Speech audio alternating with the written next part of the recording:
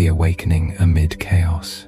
In the modern world, where human beings are surrounded by anxiety, temptation, and the endless noise of life, it's easy to lose ourselves to chase expectations, possessions, and ideals foreign to our souls. But as Carl Gustav Jung once said, "Until you make the unconscious conscious, it will direct your life, and you will call it fate." If we do not understand our own mind, it is the shadow within us that will guide our destiny. The video, the ultimate 3-hour Stoicism guide for modern living, is not merely a lesson in Stoic philosophy. It is a journey inward, where we learn to face our emotions, accept suffering, and rediscover calm within the storm. Stoicism teaches us how to master ourselves before the uncontrollable. Jung helps us understand why we fear, why we falter, and why we crave. When these two paths meet, a quiet strength arises, one that doesn't come from avoiding life, but from understanding its very nature. Join me for 3 hours of exploration to uncover the true meaning of inner freedom. Act I. Awakening amid chaos. Each morning in this world, we wake into a storm. News, notifications, deadlines, and the invisible gazes that force us to be someone we've never defined for ourselves. Modern man carries within an unnamed unease, a feeling that no matter how hard we work, how much we own, or how fast we move, we are still drifting away from ourselves. Carl Jung once said, "People will do anything, no matter how absurd, to avoid facing their own souls." We rush to fill the emptiness inside with work, entertainment, love, even knowledge, anything to avoid looking within. Yet the more we run, the larger our shadow grows. It hides within every reaction, in bursts of anger, in envy, in the whisper that says, "You're still not enough." Amid this chaos, Stoicism emerges not as a doctrine but as an ancient lantern. Its light isn't dazzling, but steadfast. It doesn't promise joy. It teaches the art of living through storms. Marcus Aurelius, the philosopher emperor of Rome, wrote in Meditations, "You have power over your mind, not outside events. Realize this, and you will find strength." A simple sentence, yet it contains the entire spirit of Stoicism. The outer world, with all its turmoil, cannot be controlled. But our mind, our reactions, our choices, in the face of adversity, that realm belongs to us. Awakening from the illusion of control, modern humans live under a grand illusion that if we gather enough information, tools, and money, we can control life. But as Epictetus reminded us, it's not what happens to you, but how you react to it that matters. That sentence cuts through every illusion. Life will never move according to our will. The only true possession we have is our attitude.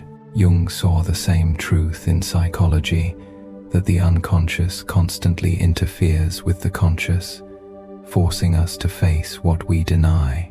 When we fail to master the mind, unseen forces within us take control, and we call it fate. Until you make the unconscious conscious, it will direct your life, and you will call it fate. Carl Jung. Both Jung and the Stoics spoke the same truth in different languages. True freedom begins with self-understanding, courage in adversity.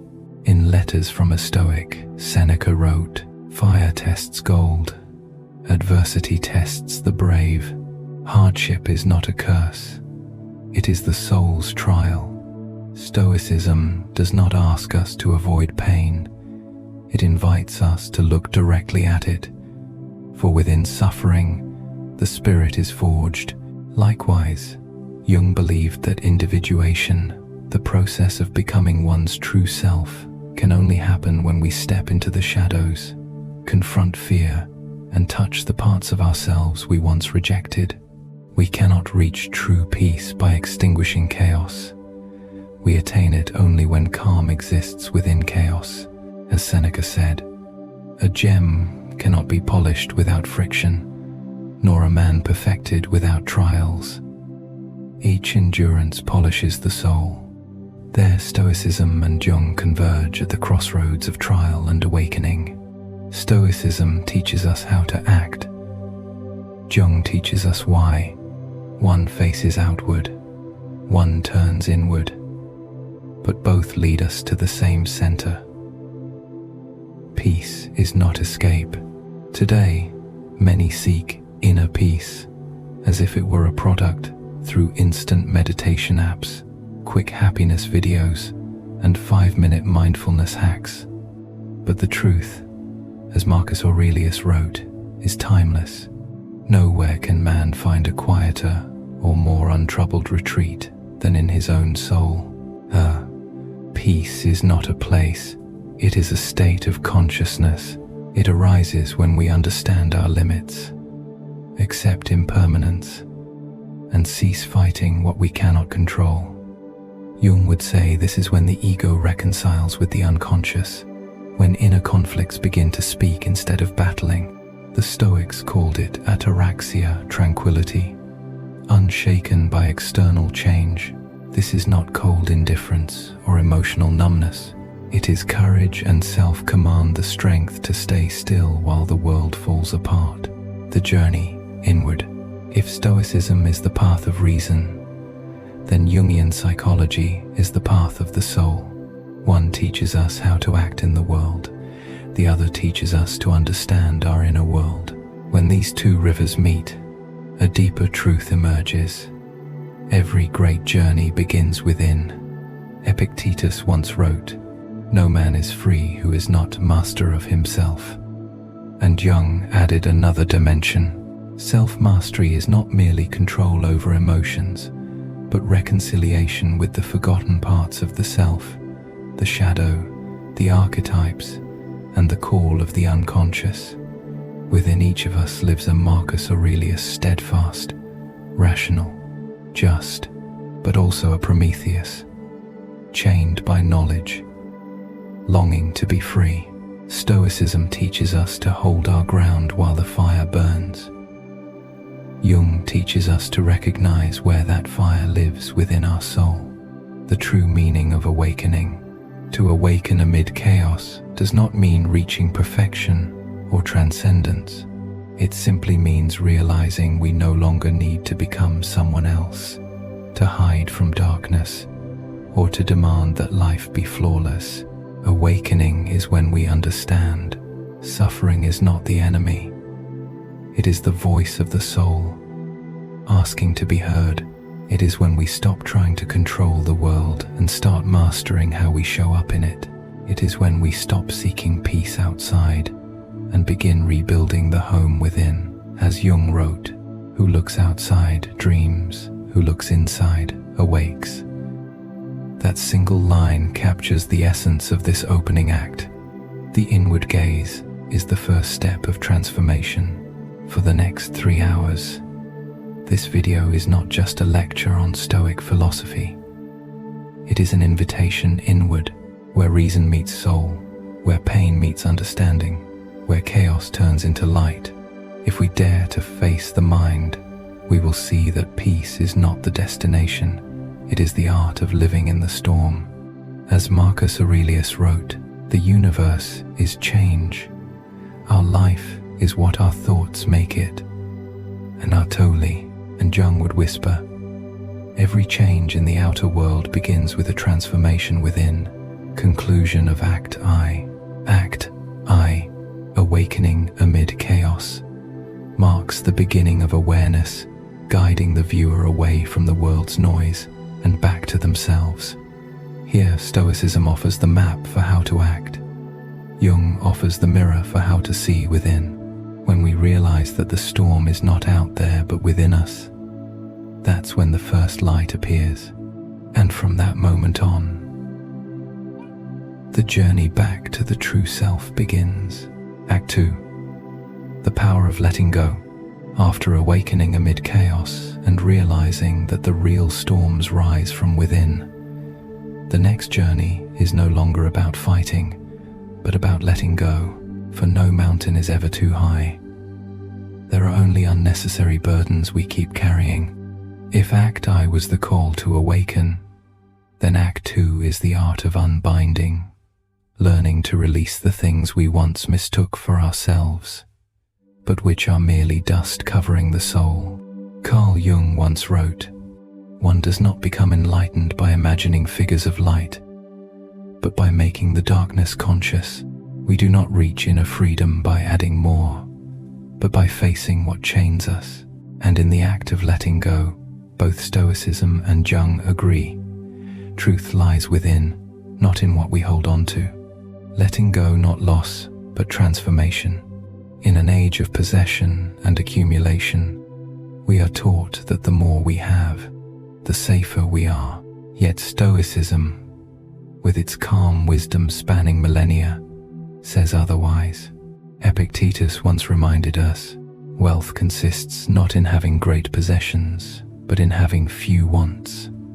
True wealth does not come from abundance, but from wanting less. When we stop clinging to fame, possessions, outcomes, even perfection, our mind becomes lighter, clearer, freer. Jung also understood this mechanism of attachment in the human psyche. He believed we are not only bound by material things, but also by psychological images, the ego, roles, and societal expectations. He called this the persona, the mask we wear to be liked, accepted, and recognized. But the longer we wear it, the further we drift from our true nature. The privilege of a lifetime is to become who you truly are. Carl Jung, to become yourself, you must first remove the mask, letting go of expectations, liberation from the illusion of control. Expectations are fragile strings that strangle the soul. We expect others to understand us, life to be fair, success to arrive quickly, and every effort to be rewarded. But Marcus Aurelius warned, expectations are the root of all suffering. Though often attributed to the Buddha, Aurelius captured the same spirit in Meditations. If you are distressed by anything external, the pain is not due to the thing itself, but to your estimate of it. And this you have the power to revoke at any moment. Pain doesn't come from the event, but from how we perceive it. When we dare to release expectations, we reclaim self-mastery. Letting go doesn't mean giving up.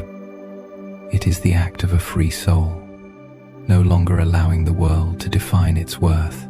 Jung described this through individuation, the process of separating from collective values to return to one's personal center. Releasing expectations is the first step of that journey. Liberation from borrowed ideals. Minimalism of the soul. Minimalism is not just about decluttering your house. It's about decluttering your mind. We live in an age of excess of information, possessions, relationships, and false emotions. Every day, our attention is scattered by hundreds of signals until we forget what truly matters. Seneca wrote in On the Shortness of Life, "It is not that we have a short time to live, but that we waste much of it." Life is not short, we simply waste it on the unnecessary. Minimalism, combined with Stoicism, becomes a spiritual detox. When we peel away each layer of must-have, each illusion of if only, we begin to see the pure essence of being. Carl Jung called this the path of descent, the journey downward into darkness, stripping away illusions to find the soul's center. In that process, every act of letting go brings us one step closer to who we truly are. Emptiness and the secret of inner fullness. Human beings fear emptiness. We fear silence, solitude, the pause between two voices. Yet it is within that silence that the light of awareness can finally shine. Epictetus said, He is a wise man who does not grieve for the things which he has not, but rejoices for those which he has. True joy doesn't come from adding, but from gratitude for what remains once we let go. Jung saw in emptiness not absence, but capacity, the ability to contain. In the Red Book, he described his deepest spiritual experience not as achieving something, but as falling into silence and being filled from within. In all chaos there is a cosmos, in all disorder a secret order. Carl Jung. The emptiness both Stoicism and Jung speak of is not loss, but the beginning of a new order. When the mind is cleansed, a new space opens where love, virtue, and simple joy can take root. Letting go to see yourself. Letting go is not denying the world, but facing it in its purest form. Marcus Aurelius once said, "Very little is needed to make a happy life. It is all within yourself, in your way of thinking." Thus, letting go is an act of wisdom, not weakness. Those who let go are not rejecting life. They are choosing to live it more consciously, lighter and deeper. Jung added that rebirth cannot occur without symbolic death, the death of ego, of old beliefs, of attachments. There is no coming to consciousness without pain. Carl Jung. When we release the old, we make room for the new. The soul is cleansed like a garden cleared of weeds, so flowers can bloom again. Inner freedom, the reward of letting go. Epictetus said, "Freedom is the only worthy goal in life. It is won by disregarding things that lie beyond our control." Freedom doesn't come from more power or possessions. It comes from no longer being ruled by what lies outside our reach. And paradoxically, the less we control, the more we master ourselves.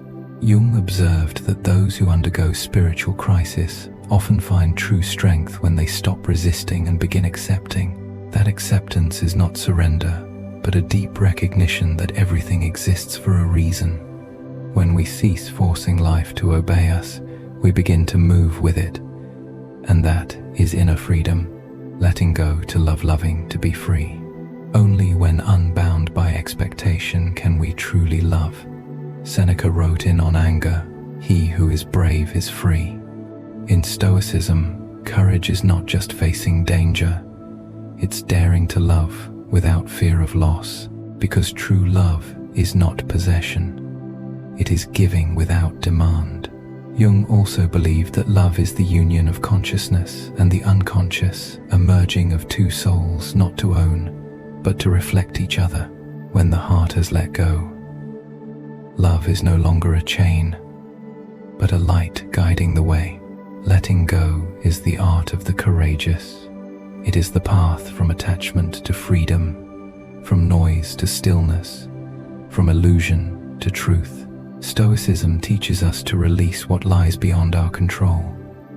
Jung teaches us to release what does not belong to our essence. And when we have let go enough, both the inner and outer worlds open, allowing love, virtue, and simple joy to flow again, like a timeless spring within the soul. The greatest thing in the world is to know how to belong to oneself. Michel de Montaigne. Act 3. Where two paths meet. After learning the art of letting go, the inner and outer worlds gradually become lighter. The mind is no longer ruled by expectations. Space is no longer cramped by excess. In that stillness, we begin to realize a profound truth. Peace does not lie in possession, but in harmony.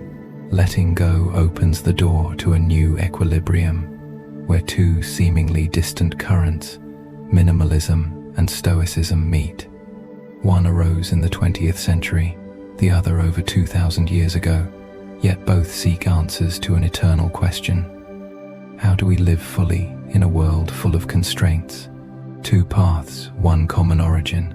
Minimalism, or the minimalist movement, was born from 20th century art, a reaction against the ostentation and overconsumption of industrial society. It calls us back to essence, to find beauty in simplicity, value in emptiness, and freedom in less. Meanwhile, Stoicism, the Stoic philosophy, emerged over 2,000 years ago in Athens, also in a time of chaos, wars, power struggles, social instability. Philosophers like Zeno, Seneca, Epictetus, and Marcus Aurelius searched for a way to live steadfastly amid upheaval, a freedom independent of circumstances. From different starting points, minimalism and Stoicism seem to run parallel through human history, one tidying the material world, the other tidying the inner world. And when they meet, they do not cancel each other out. They blend into a dual way of living: simplicity without, steadfastness within. Minimalism freeing living space, opening mental space. Minimalism is not merely a design trend or an aesthetic. At a deeper level, it is a philosophy of selection. We keep only what truly matters and release whatever obscures our vision. As we declutter our living space, we also declutter our awareness, because the outer environment mirrors the inner state. The Japanese philosopher Marie Kondo once said, "The question of what you want to own is actually the question of how you want to live your life." Matter is not neutral. Every object, habit, and relationship carries energy. Whatever we choose to keep is what we choose to orient our souls toward. And precisely here, minimalism begins to touch Stoicism. For Stoicism is not only a theory of reason, it is a journey of spiritual purification. Stoicism holding steady within the stream of life. Marcus Aurelius wrote in Meditations, "You have power over your mind, not outside events. Realize this, and you will find strength." Stoicism teaches that we cannot control the world, but we can control our reactions. Just as minimalism removes material excess, Stoicism removes emotional and mental excess: anger, fear, envy, anxiety. When those clouds disperse, the sky of the mind clears, and logos, reason, begins to shine. Seneca said in Letters from a Stoic, "He who is brave is free." True freedom does not come from having everything, but from needing none of it. Minimalism and Stoicism, though different in language, share one philosophy. Freedom is not accumulation, but the letting go of the right things. When the two paths meet, if minimalism is outward action, Stoicism is inward attitude. Minimalism teaches us to arrange the room. Stoicism teaches us to arrange the mind. A tidy room with a chaotic mind is not yet freedom. A lucid mind in a cramped room can still create peace. When the two paths meet, we discover a parallel lifestyle where everything gains purpose. Objects become meaningful because we are conscious of their presence. Actions become profound because we are conscious of why we do them. Epictetus said, "No great thing is created suddenly. Freedom, peace, and wisdom are the fruits of daily discipline. Learning to live simply yet deeply, gently yet powerfully." Minimalism plus Stoicism equals a conscious way of living. Combined, minimalism and Stoicism form a complete modern life philosophy. Minimalism faces outward, decluttering living space, removing what scatters our attention. Stoicism faces inward, training the mind to meet life with calm. One cleans the surface, the other purifies the depth. This intersection returns us to a state of simple yet sufficient, where everything we have has a reason, and everything we do has meaning.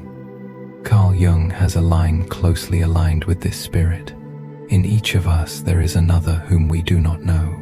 When we live simply, we begin to hear the voice of that inner person, the deep self, often drowned out by noise. Minimalism gives us the space. Stoicism teaches us to fill that space with awareness, the art of parallel living. Simple outside, steadfast inside. Today's world is in crisis, not only because of material excess, but because of a shortage of meaning. We have thousands of convenient tools, yet don't know what for. We possess more than ever, yet still feel empty. When minimalism and stoicism meet, we learn the art of parallel living. Simple outside, because we understand that happiness does not come from accumulation. Steadfast inside, because we understand that strength lies in the mind. Marcus Aurelius wrote, "The happiness of your life depends upon the quality of your thoughts." And Jung reminds us, "Who looks outside dreams, who looks inside awakes." Both point in the same direction. An awakened mind is the foundation of true happiness. From philosophy to practice, a follower of Stoicism might begin the day by journaling, asking, "What today is within my control?" A minimalist might begin by tidying the desk, keeping only what is truly necessary. Different acts, one shared aim. Restoring the presence of mind. Mindfulness, Jung once said, "The meeting of two personalities is like the contact of two chemical substances. If there is any reaction, both are transformed." Minimalism and Stoicism, when combined, create just such a reaction, a profound transformation in how we experience the world. One philosophy helps us grow lighter amid a storm of material things. The other helps us grow stronger amid spiritual tempests. From outside to inside, a closed circle. When we declutter our living space, we create quiet. When we declutter our mind, we find freedom. These two acts complement each other, like inhalation and exhalation. Minimalism is the exhale, releasing what we don't need. Stoicism is the inhale, receiving inner strength. Together, they become a balanced rhythm, where we are no longer stretched between wanting more and fear of loss. This is inner sufficiency, what both Jung and the Stoic philosophers believed to be the core of a conscious life. Act 4. The Eastern Breath. After discovering the meeting point between minimalism and Stoicism, the modern mind realizes peace does not lie in accumulation, but in the harmony between simplicity and steadfastness. Yet the journey is not over. When the mind becomes clear and the heart becomes steady, a new question arises.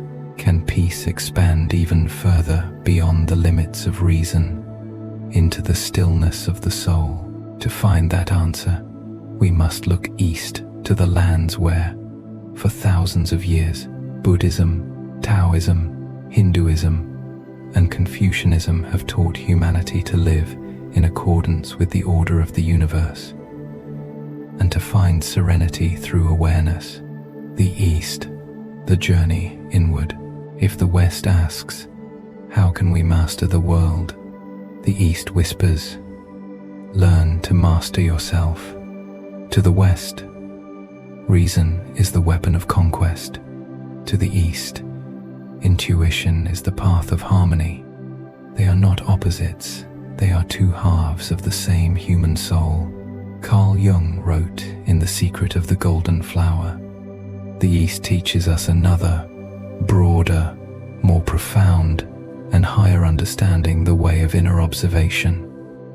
Jung was captivated by the East because he saw that every path of knowledge ultimately leads inward. When one touches the quiet within, one does not merely see oneself, one feels the heartbeat of the universe in every breath. Buddhism, the middle way and the art of letting go. The Buddha taught the middle way, the path between two extremes, self-denial and indulgence. In the Dhammapada, he said, To conquer oneself is a greater victory than to conquer thousands in a battle. That is the shared spirit of both Stoicism and Jung. The greatest victory is mastery over the self. The middle way is not compromise, it is awareness between opposites. It teaches us to live without attachment, neither chasing desire nor forcing sainthood. Stoicism calls it moderation. Jung calls it integration of opposites, the union of conflicting forces within the psyche. Both point toward inner equilibrium, where emotion and reason no longer destroy one another, but lift each other up. Buddhism says, let go to be free. Jung says, what you resist persists. And know them. When we stop resisting our emotions, they dissolve like clouds. When we release our need for control, we finally gain control of ourselves. Taoism, Wu Wei, and harmony with nature. If Buddhism teaches letting go, Taoism teaches flowing with nature. Lao Tzu wrote in the Tao Te Ching, man follows the earth follows heaven, heaven follows the Tao follows what is natural. Taoism sees life as a flowing current, not to be resisted, but joined. Wu Wei does not mean doing nothing. It means not acting against nature. It is the state where one becomes a part of the universe rather than trying to possess it. Marcus Aurelius wrote in Meditations, adapt yourself to the life you have been given, and truly love the people with whom destiny has surrounded you. That same echo resounds across time. Live in harmony with nature. Love what exists. When Stoicism meets Taoism, reason and intuition shake hands. One teaches self-mastery, the other teaches unity with the whole. Jung recognized this when studying Taoist philosophy.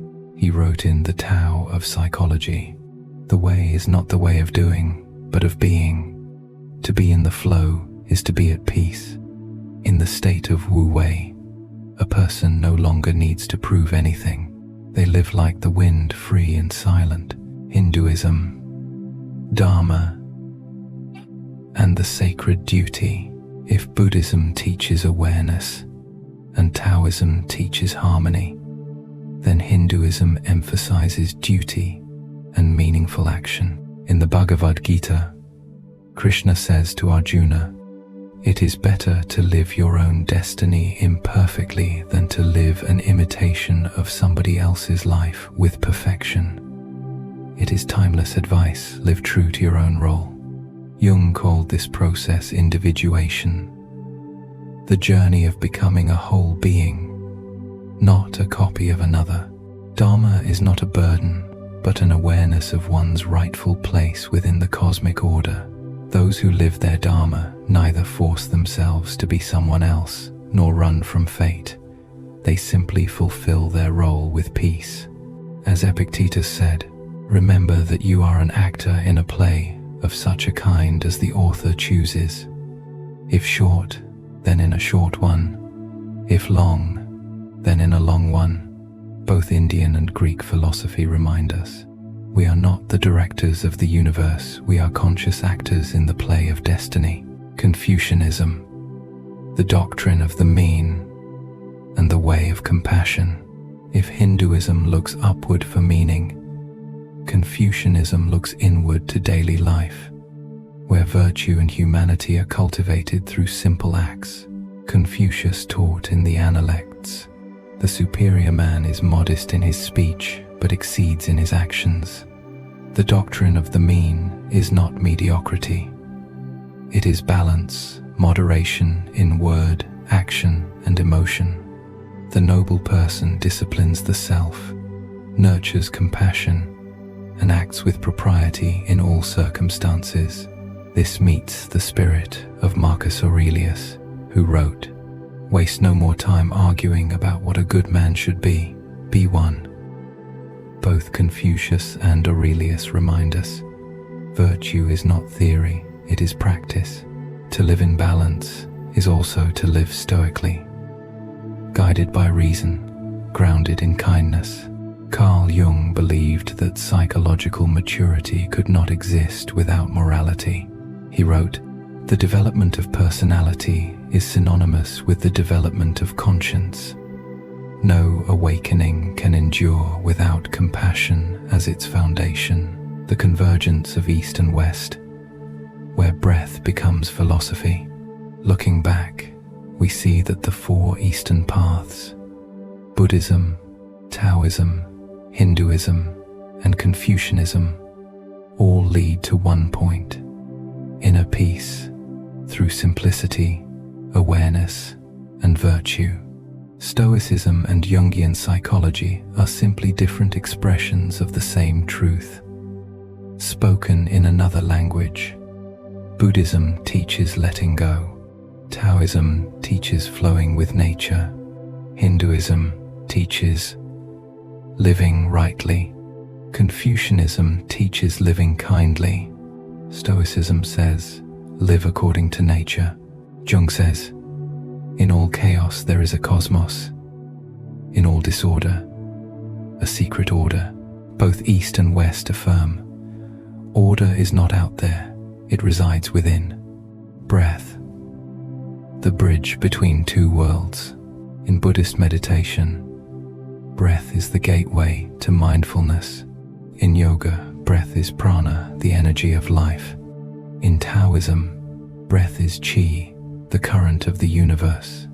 In Confucianism, breath is harmony, the balance between humans and one another.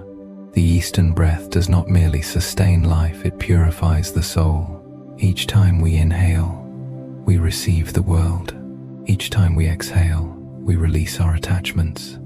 This is minimalism and stoicism in their purest form, living consciously, simply, and with self-mastery. The only difference is in language. The East calls it meditation, the West calls it mindfulness. Act V. The great teachers. As the eastern wind settles, we realize something profound. Whether Tao, Buddhism, or Confucianism, whether Stoicism or Jung, every path of wisdom converges at the still point of the mind. From East to West, from one language to another, humanity has been learning the same lesson, the art of being human amid life's storms. And to understand the true soul of Stoic philosophy, we must return to its two brightest torches in history: Epictetus, the slave who became a sage, and Marcus Aurelius, the emperor who became a philosopher. Two lives, two opposing beginnings, yet one shared path. Freedom does not come from power, but from the mind. Epictetus, the slave who became a sage. If there is an image that symbolizes the power of the Stoic spirit, it is Epictetus. Born a slave in Hierapolis, Phrygia, he owned nothing but a frail body and an unbreakable will. When his brutal master snapped his leg, Epictetus simply smiled and said, "I told you, you would break it." Not the words of a sufferer, but of one who has accepted. In the Enchiridion, the handbook of life, he wrote, "It's not what happens to you, but how you react to it that matters." This line has echoed across more than 2 millennia, becoming a compass for generations after. Epictetus taught that freedom does not come from escaping circumstances, but from understanding the boundary between can and cannot. Some things are up to us, and some are not up to us. This is the first lesson of Stoicism and the first lesson of Jungian psychology as well. Discerning between ego control and acceptance of the whole. Mastering emotion, the first lesson. Epictetus saw life as a play in which we do not choose our role, but we can choose how we act it. Remember that you are an actor in a drama of such a kind as the author pleases to make it. He did not deny emotion. He taught us to stand above our emotions, Anger, fear, envy, these are natural reactions. But nature is not destiny. What elevates us above instinct is the capacity to observe ourselves, even as we're swept up by feeling. Jung said something similar in Psychological Types. Until you make the unconscious conscious, it will direct your life, and you will call it fate. See, both Epictetus and Jung want us to look deep into the mind, not to control others, but to master the unconscious that controls us, living virtuously. The value of a free soul. In Epictetus's world, where a slave could choose nothing, virtue was the one thing that could not be taken. He wrote, "No man is free who is not master of himself." Freedom is not a status, it is inner discipline.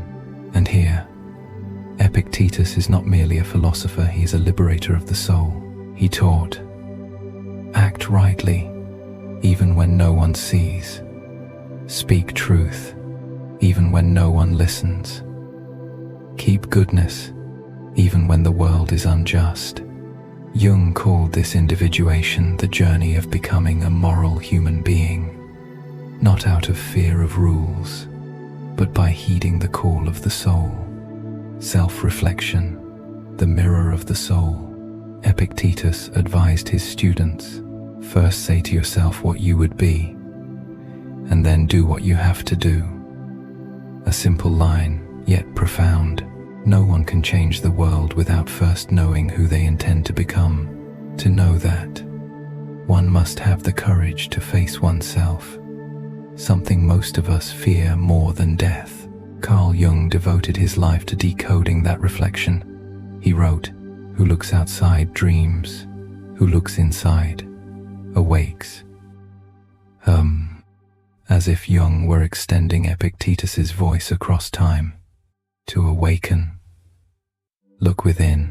Marcus Aurelius, the philosopher, emperor. If Epictetus was the slave who wrote of freedom, Marcus Aurelius was the emperor who wrote of letting go. At the peak of Roman power amid wars, plague and rebellion, he penned humble journal entries later compiled as meditations.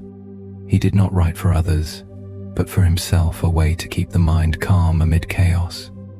You have power over your mind, not outside events. Realize this, and you will find strength. This is the essence of Stoicism and the core of modern psychotherapy, distinguishing what we can control from what we cannot. Amid war and plague, an unshaken mind. Marcus wrote meditations during brutal campaigns along the Danube frontier as the Antonine Plague ravaged the empire. He did not complain or flee, but recorded a quiet reminder: the universe is change. Our life is what our thoughts make it. That sentence can be read as a précis of Stoic philosophy. The world constantly changes, but our thoughts shape how we live within it. True strength lies not in power or possessions, but in the mind's attitude before adversity. Jung wrote in Modern Man in Search of a Soul, "I am not what happened to me, I am what I choose to become."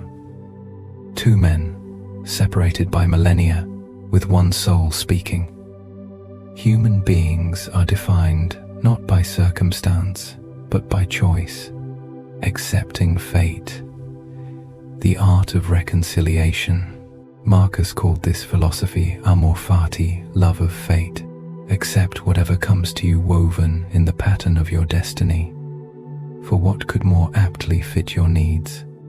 Acceptance is not helplessness. It is understanding that every event hides the universe's secret order.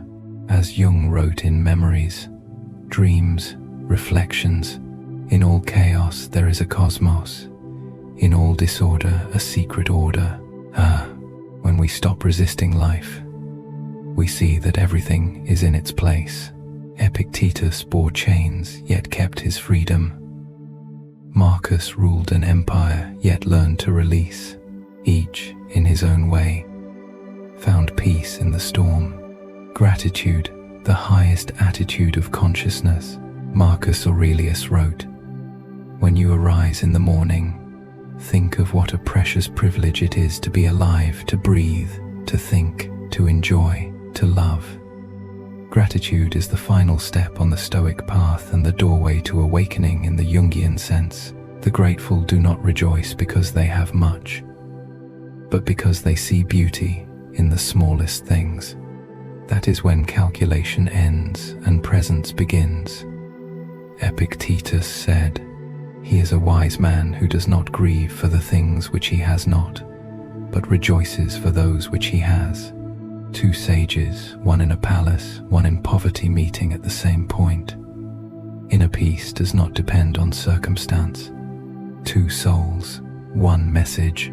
Epictetus and Marcus Aurelius are not merely historical figures. They are archetypes within the human psyche. Epictetus is the slave who becomes free, chained outwardly, free within. Marcus is the king who lets go, possessing all, bound by nothing. Carl Jung, reading them, might smile and say, "This is the harmony of two archetypes, the hero and the sage. Opposing poles converge into a single truth. Freedom is not the absence of constraint, but mastery of the self." Act VI, the path of the wayfarer. When the final pages of Meditations close, we still hear Marcus Aurelius's voice echoing somewhere in the night. Calm, steady, like wind over a battlefield. Look well into thyself. There is a source of strength which will always spring up if thou wilt always look. Epictetus and Marcus have long departed, yet their spirit remains two lamps burning on the night road, guiding those who seek peace amid disorder. From them we learn the power of discipline and gratitude, the art of living through adversity. But the journey does not end in learning. It truly begins when we walk our own path, and that is when the wayfarer appears, the wayfarer symbol of the inner journey. The wayfarer is not one who abandons the world, but one who lives within it without belonging to it. They walk slowly, carrying as little as possible only what is essential: wisdom, virtue, and compassion. Minimalism becomes the boat keeping them light, free from material weight. Stoicism becomes the compass pointing the way when storms arise. And the wisdom of the East, Buddhism, Taoism, Hinduism, Confucianism, becomes the wind that softens the heart and quiets the soul. Carl Jung once wrote in Modern Man in Search of a Soul, "The privilege of a lifetime is to become who you truly are." The path of the wayfarer is precisely that privilege. The journey of becoming oneself, no longer living by illusion or judgment, but by the call of the soul. Each act of letting go is a step toward freedom. In the Enchiridion, Epictetus teaches, "Freedom is the only worthy goal in life. It is won by disregarding things that lie beyond our control." And O Brand, the wayfarer knows that with every attachment released, they move one step closer to freedom. Letting go is not losing it, is returning to life what no longer belongs to us. Jung saw the same process in individuation, the soul freeing itself from layers of ego, prejudice, and social roles. We cannot change anything unless we accept it. Condemnation does not liberate, it oppresses.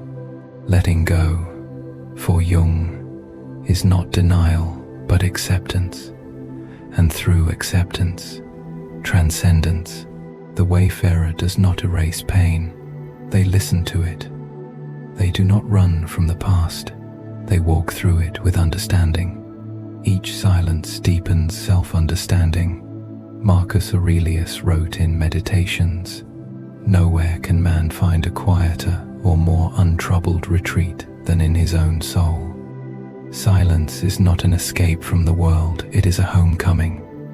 In silence, the wayfarer begins to hear what life's noise once buried: the heartbeat, the breath, the voice of the soul itself. Jung called this the dialogue with the unconscious, the conversation with the deepest part of the self. There we meet the shadow, the rejected side within us, yet also the source of creativity and insight. Silence is the language of the soul. The quieter we become, the more we understand. The deeper we listen, the clearer truth reveals itself. As Lao Tzu wrote in the Tao Te Ching, silence is a source of great strength. Minimalism, living light as the wind. The wayfarer understands that life requires little to be complete. Minimalism is not about clearing a room, it is about clearing the mind. By removing excess, the wayfarer rediscovers joy in a glass of water, a sunrise, a bird's song. Epictetus said, "He is a wise man who does not grieve for the things which he has not, but rejoices for those which he has." Cannot. Through Jung's eyes, this is transformation of consciousness from desire to awareness. The less we crave, the fuller we become. The less we wish to own, the richer our soul grows. And there, one begins to grasp the essence shared by all philosophies. Happiness does not come from having much, but from knowing what is enough, discerning what to keep, and daring to release what is excess. Stoicism, the compass in adversity. The wayfarer's path is not always serene. There are days of storm when the world turns away, when loss strikes, when every effort feels futile. In those moments, the compass of Stoicism points the way. Marcus Aurelius wrote, "The impediment to action advances action. What stands in the way becomes the way." Obstacles are not enemies, they are teachers. The wayfarer does not ask, "Why me?" but "What can I learn from this?" They see adversity through the eyes of Epictetus, the man who turned chains into a lesson in freedom. Jung expressed the same law in Ion. No tree, it is said, can grow to heaven unless its roots reach down to hell. Only by touching the depths of suffering can we reach the heights of freedom. The wayfarer does not avoid darkness, they walk through it, knowing that light has meaning only because night exists. Eastern wisdom, the wind of serenity. If Stoicism is the compass that keeps us on course, Eastern wisdom is the wind that carries us gently forward. The wayfarer learns mindfulness from Buddhism, natural harmony from Taoism, acceptance of duty from Hinduism, and moral balance from Confucianism. From the East, they learn that there is no need to fight life, only to move with it.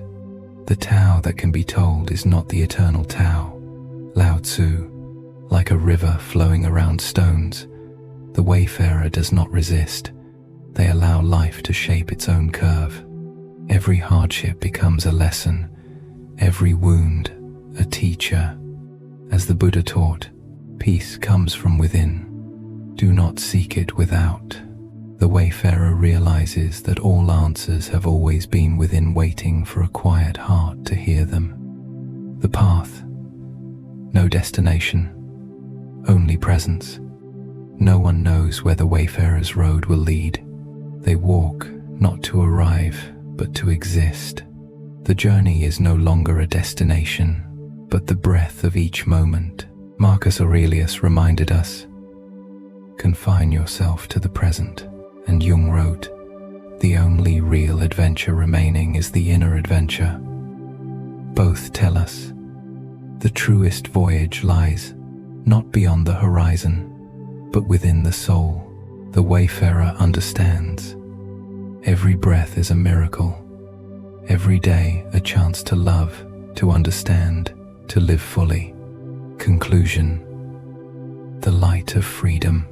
As the film's final dawn rises, the wayfarer stands atop the mountain, gazing toward the horizon. No fear remains, no desire, only perfect stillness. They smile not for what they've achieved, but for having stopped searching. In the silence, Jung's voice echoes like a blessing. Your vision will become clear only when you can look into your own heart. Who looks outside dreams, who looks inside awakes.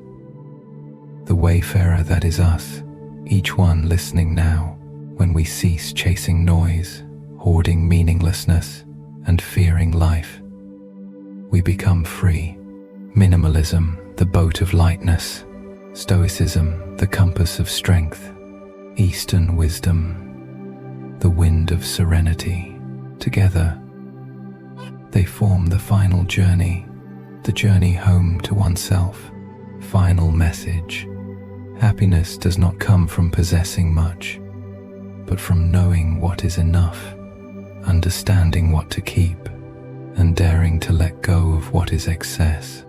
And as Marcus Aurelius wrote, closing the symphony of the human soul, when you arise in the morning, think of what a precious privilege it is to be alive, to breathe, to think, to enjoy, to love.